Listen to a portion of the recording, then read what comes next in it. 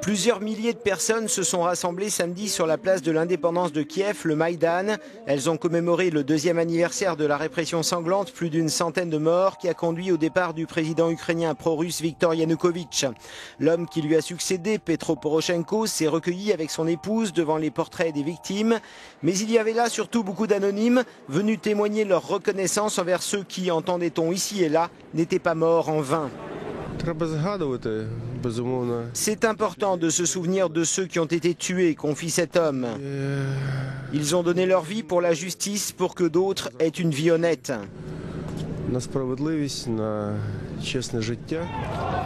Dans le même temps, des groupes radicaux, des nationalistes ont attaqué des établissements bancaires russes depuis l'extérieur, puis à l'intérieur, sans que les forces de l'ordre ne s'interposent.